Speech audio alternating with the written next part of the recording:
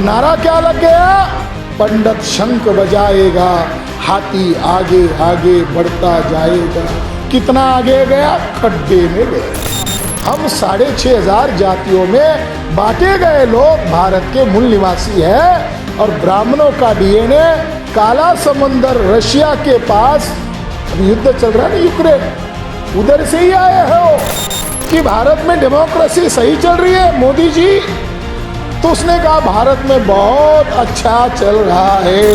750 किसानों को मार दिया, लोकतंत्र है। ओबीसी की जाति आधारित गिनती करने के लिए 56 इंच वाले आदमी को कौन रोक रहा है? चरत भिक्खवे चारिकं बहुजन हिताय बहुजन सुखाय। बहुजन शब्द किसका है? शाक्य मुनि बुद्ध का। बुद्ध से इतने महान हो गए ये नेता कि उन्होंने बहुजन शब्दों को हटा दिया। अब क्या कह रहे हैं? सर्वजन। तो मैं आपको जानकारी के लिए बताना चाहता हूँ, वो एक दूसरे के सगे भाई है। कांग्रेस और बीजेपी एक दूसरे के सगे भाई है। कांग्रेस की स्थापना पूना के ब्राह्मण और बंगाल के ब्राह्मण ने की। तब महाराष्ट्र के ज्योतिराव फुले थे, इनको ब्राह्मणों ने न्योता दिया। वो शाक्य समुदाय से थे, उनको न्योता दिया कि आप कांग्रेस बनाने के लिए आइए। तो ज्योतिबा फुले ने कहा यह ब्राह्मणों का संगठन है, मैं नहीं आऊंगा। 1925 में आरएसएस की स्थापना की। आरएसएस यानी राष्ट्रीय स्वयंसेवक संघ, वही देश को चला रहा है। बीजेपी मोरा है, ओरिजिनल आरएसएस ही देश को चला रहा है। ये ब्राह्मणों का संगठन है। उसके जो संस्थापक है उसका नाम है डॉक्टर केशव बलिराम हेडगेवार। ये जानवर के डॉक्टर थे और आरएसएस की स्थापना करने के पहले ये महाराष्ट्र विदर्भ कांग्रेस कमेटी के महासचिव थे। यानी कहाँ काम करते थे? कांग्रेस में काम करते। छोटे पद पर थे क्या? नहीं, बड़े पद पर थे। साथियों,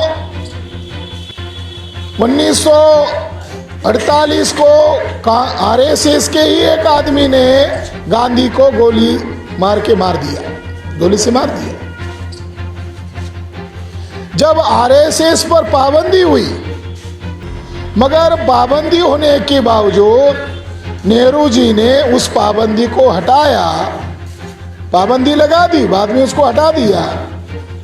और वो जो आरएसएस का चीफ था माधव गोलवलकर, वो नेहरू जी को भाई के नाम पर खत लिखता था। यानी नेहरू जी ने पाबंदी लगाई, पाबंदी नेहरू जी ने हटाई, गांधी जी की हत्या हुई, मगर गोलवलकर नेहरू जी को भाई मानते थे। हटाने के बाद तो भाई कहेगा। तब कोई बीजेपी पार्टी नहीं थी, तब आरएसएस की एक पार्टी थी जिसका नाम था जनसंघ। और 1957 में दूसरा लोकसभा का चुनाव हुआ। तब दूसरे लोकसभा चुनाव में आरएसएस के लोग और जनसंघ के लोग भी कांग्रेस का टिकट लेकर चुनाव के लिए खड़े हुए। एक खत हमारे पास उपलब्ध है माधव गोलवलकर का, जो उसका कार्यकर्ता है उड़ीसा में, जिसका नाम है हरि भाई। उसको उसने खत लिखा कि तुम मुझे कह रहे हो कि अभी मुझे उड़ीसा नहीं आना चाहिए, कटक में नहीं आना चाहिए, क्योंकि आरएसएस के लोगों ने कांग्रेस का टिकट लेकर चुनाव लड़ा है। तो गोलवलकर ने लिखा है कांग्रेस का जो हिंदुत्व है वही आरएसएस का हिंदुत्व है।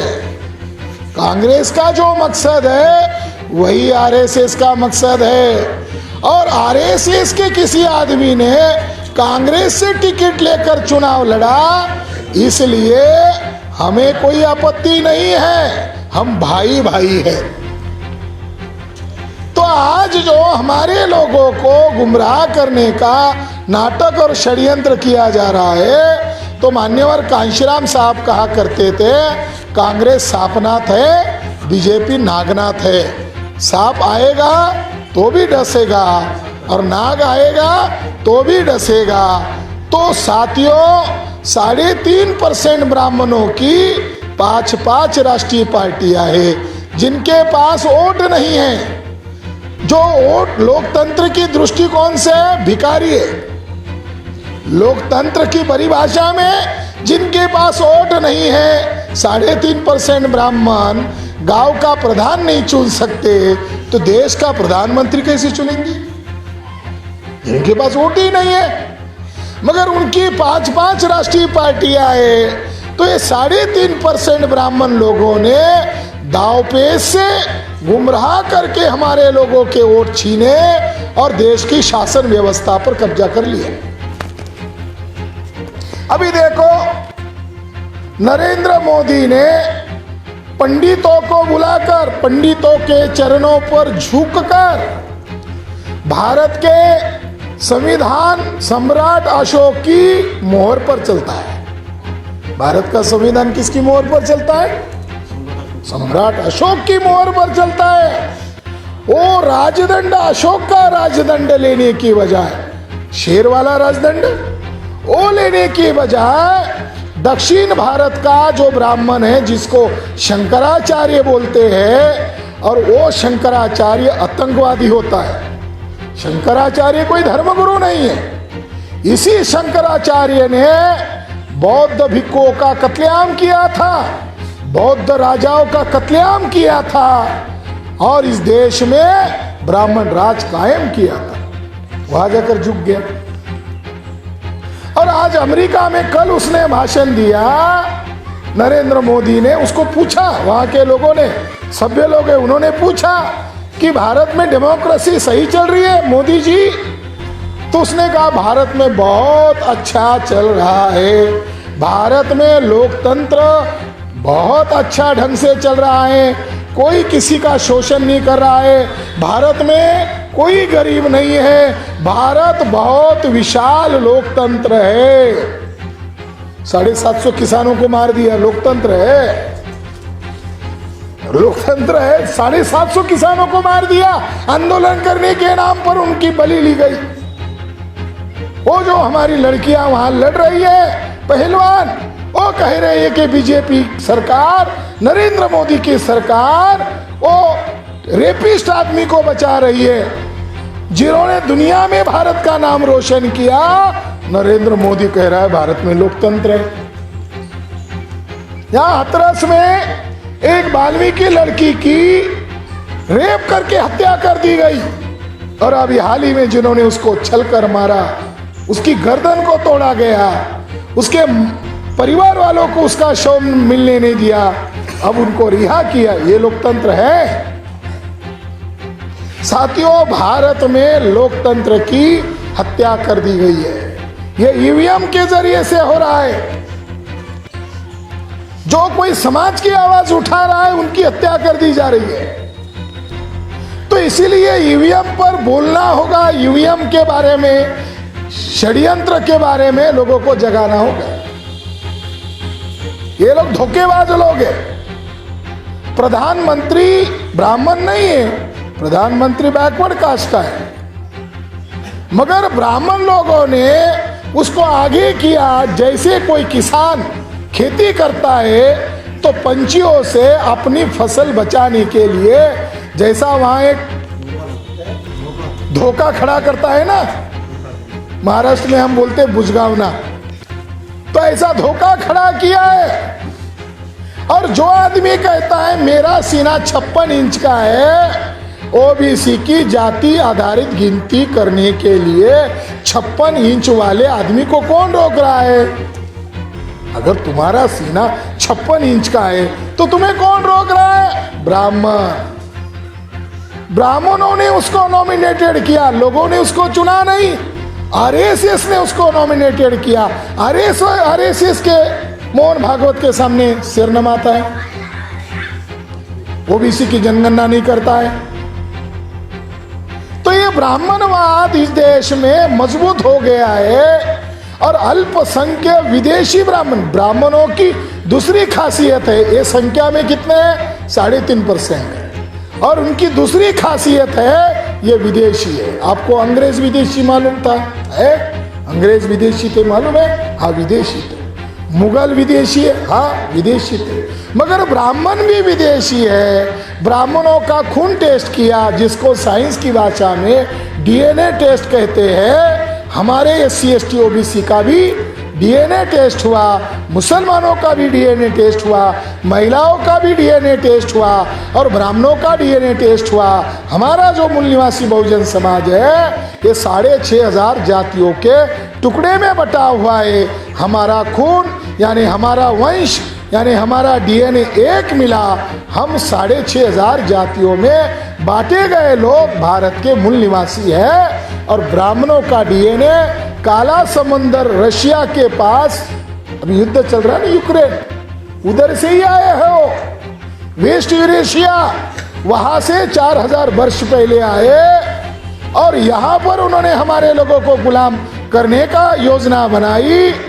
तो ईसा पूर्व 5वीं 6वीं शताब्दी में शाक्य मुनि भगवान गौतम बुद्ध ने प्रचारकों की फौज खड़ी की और ब्राह्मणवाद को नंगा किया और हमारे लोगों को आजाद किया। मगर एक अकेले पुष्यमित्र शुंग नामक ब्राह्मण ने राजा के दरबार में घुसपैठ किया। ब्राह्मण का नाम क्या है? पुष्यमित्र शुंग नामक ब्राह्मण। वो राज्य दरबार में घुसपैठ किया, घुसपैठ करके चापलूसी किया। मौर्य राजा बृहद्रथ मौर्य था जो सम्राट अशोक का परपोता था, उसके मंत्रिमंडल को आपस में लड़ा दिया और लालच पैदा किया, अगर मुझे सेनापति बनाया तो मैं तुम्हें बड़े पद पर लूंगा। किसी ने गद्दारी की होगी, गद्दार तो होते ही है, किसी ने गद्दारी की, उसको सेनापति बनाया। और जब हमारा मौर्य राजा अपने लाखों सैनिकों के सामने जा रहा था, उसके पीछे पीछे ये गद्दार विदेशी ब्राह्मण पुष्यमित्र शुंग जा रहा था। उसने धारदार तलवार निकाली और धारदार तलवार निकालकर मौर्य राजा बृहद्रथ मौर्य की टुकड़े टुकड़े करके हत्या की। मौर्य राजा का पतन कैसे हुआ? घुसपैठ करके। आज ब्राह्मण लोग बहुजन नायक मान्यवर काशीराम जी ने एक पार्टी बनाई थी बसपा नामक, उस पार्टी में अब एक ब्राह्मण घुस गया जिसका नाम है सतीश मिश्रा। घुस गया, घुसने के बाद जो ईमानदार है उनको आउट कर दिया, कुशवाहा आउट कर दिया, राजभर आउट कर दिया, है अलग अलग जन समुदाय के लोग आउट कर दिया। अब पार्टी का कंट्रोल अपने हाथ हो गया और इस पार्टी की जो विचारधारा थी फुले शाहू अंबेडकरी विचारधारा, इस आइडियोलॉजी को बदल दिया। अब ये आइडियोलॉजी होगी मनुवादी विचारधारा। कांग्रेस की विचारधारा मनुवादी विचारधारा, बीजेपी की विचारधारा मनुवादी विचारधारा, बसपा की विचारधारा मनुवादी विचारधारा। आप कहोगे कैसी मनुवादी विचारधारा? तथागत बुद्ध ने सारनाथ में 5 भिक्षुओं को उपदेश दिया और उपदेश देते हुए कहा, भिक्षुओं घूमते रहो, चलते रहो, लोगों को बोलते रहो, चरत भिक्खवे चारिकं बहुजन हिताय बहुजन सुखाय। बहुजन शब्द किसका है? शाक्य मुनि बुद्ध का। बुद्ध से इतने महान हो गए ये नेता कि उन्होंने बहुजन शब्दों को हटा दिया। अब क्या कह रहे हैं? सर्वजन। बहुजन हट गया, यानी बुद्ध से भी महान हो गए कि बहुजन शब्द को भी माइनस कर दिया, अब सर्वजन हो गया। हाथी क्या है? बुद्ध का प्रतीक है, बहुजन समाज का एकता का प्रतीक है, ताकत का प्रतीक है। अब नारा क्या लग गया? पंडित शंख बजाएगा, हाथी आगे आगे बढ़ता जाएगा। कितना आगे गया? खड्डे में गया। पंडित शंख बजा रहा है ना। तो साथियों, विचारधारा में मिलावट हो रही है। तो विचारधारा में मिलावट होने से समाज गुलाम होता है। हमारे लोग केवल जय जयकार करते हैं, बुद्धा की जय जयकार, बाबा साहब की। अरे जय जयकार के बजाय विचारधारा का प्रचार करो। विचारधारा का प्रचार उत्तर भारत में रुक गया है, इसलिए उत्तर भारत के लोगों की पिटाई हो रही है बहुत ज्यादा। यानी पूरे देश भर में सबसे ज्यादा अगर कानून व्यवस्था ध्वस्त हो गई है तो उत्तर प्रदेश की हो गई। सुप्रीम कोर्ट के जज ने कहा कि उत्तर प्रदेश में कौन राज कर रहा है, गुंडे राज कर रहे हैं। सुप्रीम कोर्ट ने कहा कि यहाँ तो राष्ट्रपति राजवट लागू होनी चाहिए, उत्तर प्रदेश में कोई राज करने लायक लोग नहीं है। इसलिए साथियों, ये ईवीएम को पकड़ना होगा, जिसके कारण सभी लोगों की समस्या पैदा हो रही, इसको पकड़ना होगा। अब मानते नरेंद्र मोदी, समझने के लिए आपको बता दो, नरेंद्र मोदी चुन कर आए के बता दो। नरेंद्र मोदी 2019 में चुनाव वाराणसी से लड़े। नरेंद्र मोदी जी का जो लोकसभा का क्षेत्र है, वहां पर मतों की संख्या है 11 लाख। कितनी है? 11 लाख। ऐसा कभी नहीं होता कि 11 के 11 लाख लोगों ने वोट डाला, ऐसा कभी नहीं होता। कभी 55% वोट डाली जाती, कभी 50% डाली जाती, और ज्यादा से ज्यादा 60% डाली जाती। 100% वोटिंग किसी भी सीट पर नहीं होता। मगर जब वोट डाली गई, गिनती की गई, तो वोट ज्यादा कितने निकले? 1,87,000 वोट ज्यादा निकले। कितना बड़ा घोटाला है? अरे नरेंद्र मोदी इतना बड़ा घोटाला करके प्रधानमंत्री बना हुआ है, इसको प्रधानमंत्री मानेंगे? जब लोगों को पता चलेगा, इसको कोई प्रधानमंत्री मानेंगे? ये तो चोरी की गई, ये तो चोरी करके डाका डाल के लोगों के वोटों पर डाका डालकर चुनकर आने वाला प्रधानमंत्री होता है। अभी देखो, गोरखपुर सीट से काजल निषाद नामक एक लड़की, युवा लड़की, चुनाव के लिए खड़ी रही। वहां पर वोट की संख्या थी 3,64,000। वो रो रो कर कह रही है, कोई नहीं बोल रहा है, वो मीडिया वाला नहीं दिखा रहा है, सोशल मीडिया में आ गया, फेसबुक पर आ गया, तब लोगों को पता चला अरे ऐसा गड़बड़ी हो रही है। वो कह रही है कि यहाँ 100% गड़बड़ी हुई है, सपा पार्टी से हो। वो कह रही है कि यहाँ 100% गड़बड़ी हुई है, या कुल वोटों की संख्या है 3,64,000, मगर वोट पड़ने उतने ही चाहिए थे। अगर 100% वोटिंग हुआ तो 50% हुआ होगा तो कम होने चाहिए। मगर जब वोटों की गिनती की गई ईवीएम मशीन की, तो वोट निकले 5 लाख। हो रहा है कि नहीं हो रहा है घोटाला? 17 के 17 मेयर के वो कैंडिडेट कौन चुन कर आए? बीजेपी। इसे उदाहरण है, ये जो निषाद जो लड़की है, इसे उदाहरण सिद्ध होता है कि ये लोग कैसे चुन कर आए। तो ईवीएम मशीन से फ्री, फेयर एंड ट्रांसपेरेंट चुनाव नहीं हो सकता। ये सुप्रीम कोर्ट 8 अक्टूबर 2013 को फैसला दिया, मगर इसकी कोई खबर अखबार में नहीं है। मगर जब फैसला दिया गया तो उसके साथ और एक फैसला दिया कि मशीन से वोटों की चोरी होती है, इसलिए इस चोरी को पकड़ने के लिए पर्ची निकलने वाली दूसरी मशीन लगाओ। उस मशीन का नाम है वीवीपीएटी सिस्टम। अब 2 मशीन हो गई। कांग्रेस ने 2 बार घोटाला किया, 2004, 2009। बीजेपी वालों का आरोप था इन्होंने ईवीएम घोटाला किया। कोर्ट ने फैसला सुनाया कि घोटाला हो रहा है, अच्छी बात है, चोरी पकड़ में आ रही है, अब हम घोटाला पकड़ने वाली मशीन लगाते। अब घोटाला पकड़ने वाली दूसरी मशीन आ गई। उस मशीन का नाम क्या है? VVPAT system. 2014 में लोकसभा के चुनाव हुए, ईवीएम मशीन जितनी है उतनी वीवीपीएटी मशीन लगानी चाहिए कि नहीं लगानी चाहिए? लगानी चाहिए ना। कोर्ट के आदेश के अनुसार कितनी ईवीएम मशीन, कितनी वीवीपीएटी मशीन लगाई? 0.33, यानी ½ भी नहीं लगाया। हो गया घोटाला। कोर्ट कह रहा है पर्ची निकालने वाली मशीन लगाओ।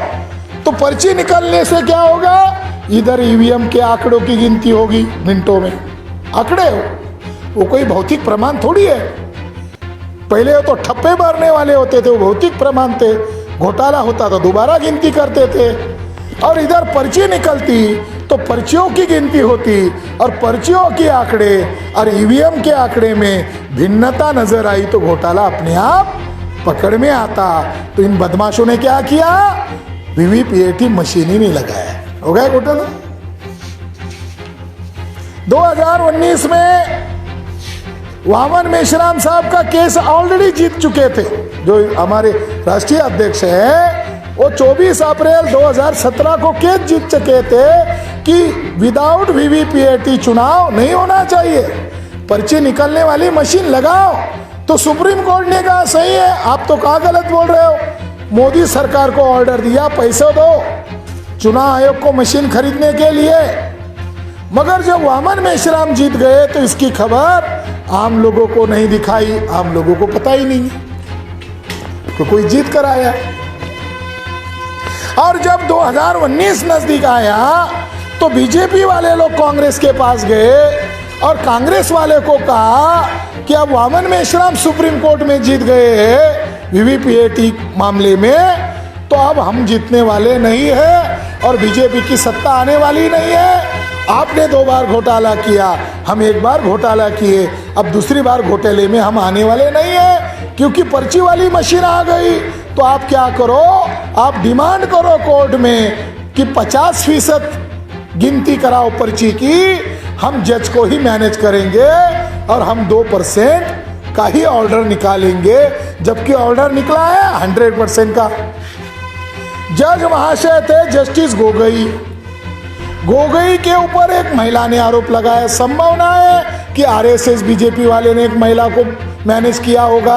उसने उस जज के ऊपर आरोप लगाया कि जज ने मेरी छेड़खानी की है, मेरा यौन शोषण किया है। तो जैसी ये खबर मीडिया वालों ने लीक किया, आरएसएस वालों ने, जैसी ये खबर फैल गई, जज साहब मायूस हो गए। जज साहब की इंक्वायरी लगाई। जज साहब की इंक्वायरी दूसरे नंबर के जज के द्वारा कराई जिसका नाम है जस्टिस बोबड़े। बोबड़े ने उसको क्लीन चिट दिया, अंदरूनी समझौता किया और समझौता ये किया हम तुम्हें शुद्ध चरित्र का सर्टिफिकेट देते हैं, मगर वामन मेश्राम का जो ईवीएम के और वीवीपीएटी के बाबत जो फैसला आया है इसको हमारे फेवर में कर दो। जनता के फेवर में वामन मेश्राम ने फैसला दिलाया, अब हमारे ब्राह्मण के फेवर में कर दो, तुम्हें हम क्लीन चिट देते हैं। जज ने अपनी जान बचाने के लिए उनके फेवर में फैसला सुनाया और जिस महिला ने आरोप लगाया था उसकी इंक्वायरी जस्टिस पटनायक नामक दूसरे वकील ने दूसरे जज के द्वारा करवाई, उसने भी उसको क्लीन चिट दिया। पहली केस है भारत के इतिहास में जिसने आरोप लगाया वो भी निर्दोष और जिसके ऊपर आरोप लगाया वो भी निर्दोष। जज को ब्लैकमेल किया, विपक्ष की जो कांग्रेस पार्टी है उसको अपने फेवर में किया। अभिषेक मनु सिंघवी ने डिमांड किया 50% गिनती करो, अरे 100% गिनती करनी चाहिए। ये केस ऑलरेडी वामन मेश्राम जीत चुके हैं। इस तरीके से कांग्रेस बीजेपी ने एक दूसरे की सहायता की, तब जाकर बीजेपी की केंद्र में सरकार आई। क्या रिजल्ट है अभी? अब गांव देहात के लोग क्या रिजल्ट है? जो मोदी सरकार कह रही थी सालाना 2 करोड़ जॉब देंगे, क्या आपके बच्चों को जॉब मिला? मिला आपके बच्चों को जॉब? इसके पहले ही हजारों सरकारी उद्योग कंपनियों को बेच दिया है। नालको कंपनी बेच दी, टेलको कंपनी बेच दी, बीएसएनएल कंपनी बेच दी, वीएसएनएल कंपनी बेच दी, रेल विभाग बेच दिया, एयरलाइंस बेच दिया। अभी ये सरकारी स्कूल जो है, ये सरकारी स्कूल का प्राइवेटाइजेशन शुरू हो गया। लॉकडाउन जब था 51,000 सरकारी स्कूल को बेच दिया। या भी सरकार का ये कहना है कि अब हम आपको शिक्षा नहीं देंगे, स्वास्थ्य की गारंटी नहीं लेंगे, यानी अस्पताल को हम बेच रहे, अब हम रेल को नहीं चलाएंगे, आपके बच्चों को जॉब नहीं देंगे। इस सरकार क्या करने वाली है? क्या करने वाली है?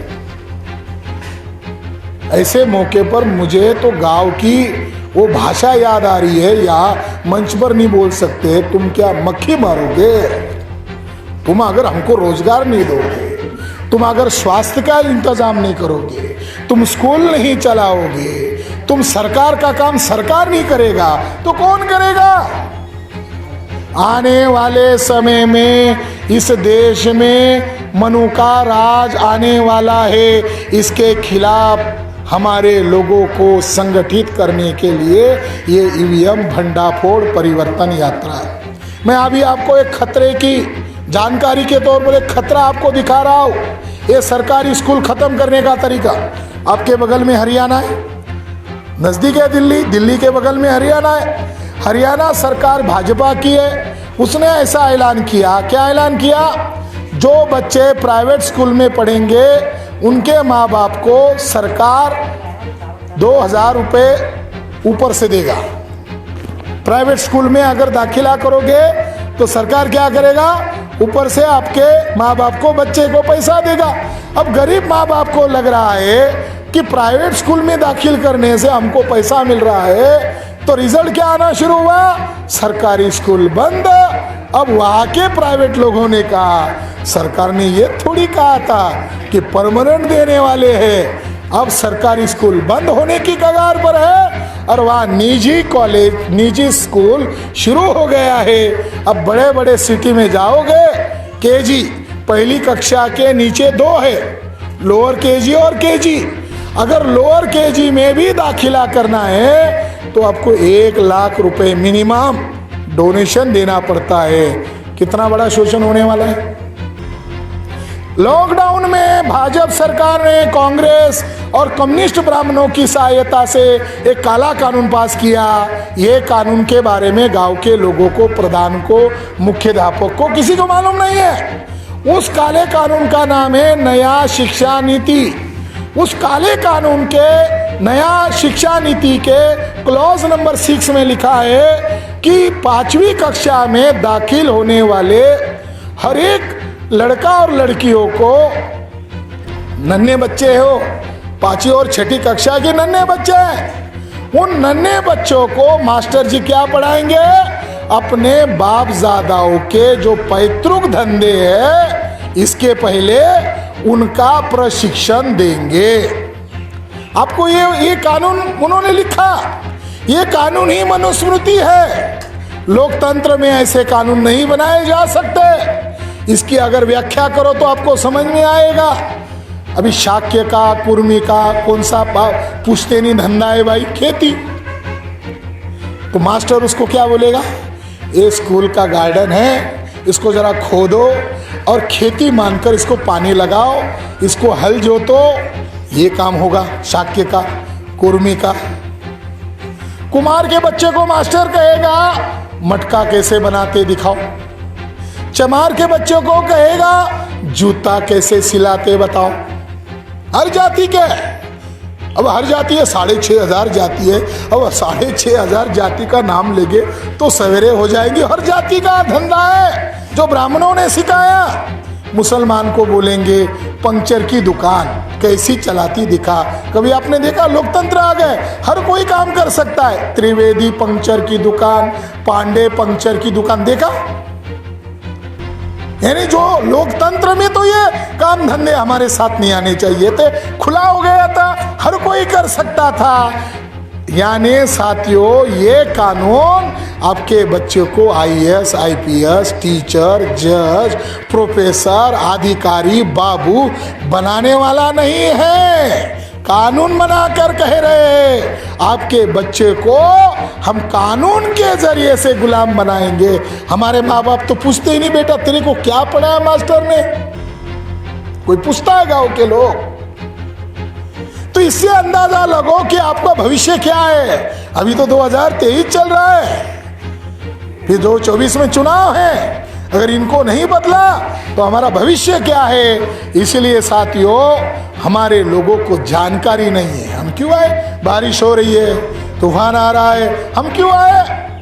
हम भी तो घर में बैठ सकते थे। मगर हमें बेचैनी हो रही है कि हमारे लोगों की गुलामी रात दिन मजबूत की जा रही है। इसके लिए हम चैन से सोने वाले नहीं है, बल्कि लोगों को जगाएंगे और संगठित रूप से ताकत खड़ी करेंगे।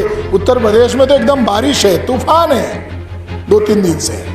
मगर ये ईवीएम भंडाफोड़ परिवर्तन यात्रा है, ये राष्ट्रीय परिवर्तन यात्रा है, गांव गांव से होकर गुजर रही है। इसलिए आपके इस गांव में आए, आपको संदेश देने के लिए आए कि हताश नहीं होना है, निराश नहीं होना है। ये परिस्थिति बिगड़ रही है, मगर लोगों को संगठित करते हुए हम अगले मुकाम तक जा रहे हैं। आने वाले 2024 के चुनाव के पहले माननीय वामन मेश्राम साहब ने ऐलान किया, ईवीएम बंद करने के लिए देशव्यापी भारत बंद करेंगे।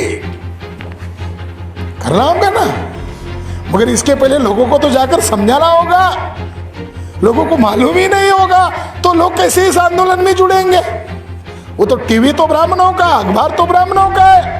तो देशव्यापी ईवीएम को लेकर हम भारत बंद करने वाले। अगर नहीं मानते हैं तो 2024 में चुनाव आएगा। हमारा संगठन 31 राज्यों में 550 जिलों में है, 4,500 तहसील में है, 2-2.5 लाख ब्लॉक तक गया है। गांव गांव में अब कार्यकर्ता बढ़ना शुरू हो गया है। हमें कितने चाहिए 2024 में? केवल मात्र 15 लाख लोग चाहिए। 15 लाख ईवीएम मशीन है। बूथ कितने हैं? 15 लाख है। भारत के गांव कितने हैं? 6.5 लाख गांव है। ईवीएम मशीन कितनी है? 15 लाख। उसके बूथ कितने हैं? 15 लाख। 15 लाख बूथ पर हमारा आदमी वोट डालने के नाम पर जाएगा, वोटर आईडी दिखाएगा। हमारे लोगों को तो नारियल फोड़ने का बहुत शौक होता है। नारियल फोड़ने को कोई ट्रेनिंग देता है क्या? जिसको नारियल फोड़ना आता है वो ईवीएम उठाएगा और जय मूल निवासी कहते हुए ईवीएम पटक कर फोड़ देगा। जो ईवीएम हमारे को गुलाम बना रही है, ऐसे चुनाव को हम होने नहीं देंगे। लोग बोलते हैं इससे तो आपको जेल होगी। कुछ लोगों के फोन आए, अधिकारियों के फोन आए, आईएएस के फोन आए, अरे आप ऐसे लोगों को बता रहे हो इससे जेल होगी। हमने कहा कितनी जेल होगी? उन्होंने कहा कम से कम 6 माह की या कम से कम 2 माह की। तो हमने कहा वो संविधान द्रोह कर रहे हैं, तो संविधान द्रोहियों को रोकने के लिए हमें कुछ भी कुर्बानी देनी पड़ेगी तो हम वो कुर्बानी देने के लिए तैयार है। क्योंकि हमारी वोट की चोरी करके संविधान बदलने की बात कर रहे, हिंदू राष्ट्र बनाने की बात कर रहे, तो हमें तो आगे आना होगा। हिंदू के नाम पर ओबीसी का क्या मिलने वाला है? वो तो सारा ब्राह्मणों को मिल रहा है, वो तो सारा ब्राह्मणों के बाद जा रहा है। तो आने वाले समय में हम ईवीएम फोड़ने वाले हैं, इसका भी प्रचार हम भारत सरकार को कर रहे हैं। लाइव हो रहा है, हमारी सभा भले ही यहाँ हो रही है मगर ये लाइव हो रहा है, उनका गुप्तचर विभाग सुन रहा है और इसकी जानकारी देश भर में सरकार को हमसे ज्यादा तो ब्राह्मणों को पता है, हमारे लोगों से ज्यादा।